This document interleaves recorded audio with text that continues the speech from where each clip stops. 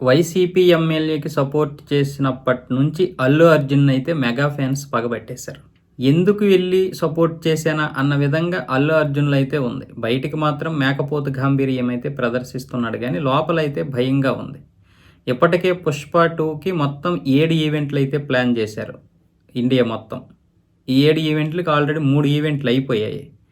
పాట్నా, చెన్నై, కేరళ. 3 కూడా సక్సెస్ అయ్యాయని అనుకోవచ్చు.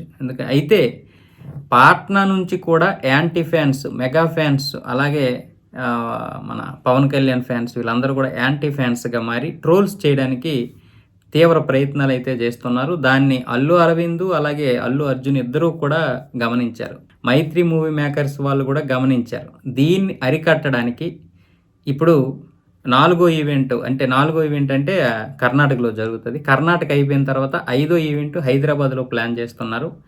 ఇక్కడికి ఆహ్వానించడానికి మెగాస్టార్ రామ్ చరణ్‌ని అలాగే పవన్ కళ్యాణ్‌ని, ఏపీ డిప్యూటీ సీఎం, వీళ్ళు ముగ్గురిని అయితే ఆహ్వానించడానికి అల్లు అరవింద్, అల్లు అర్జున్ మైత్రి మూవీ మేకర్స్ వాళ్ళు అయితే ప్లాన్ చేస్తున్నారు.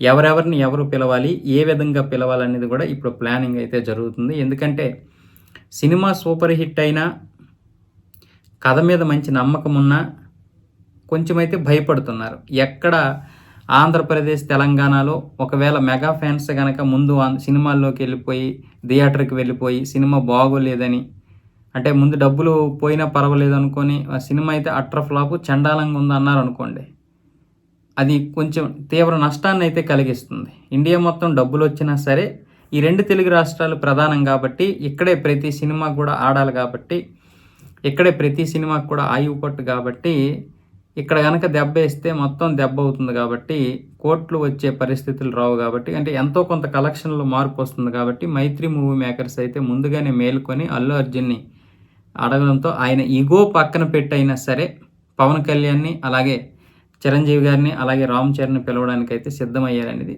ఫిల్మ్ నగర్ బోగట్టా.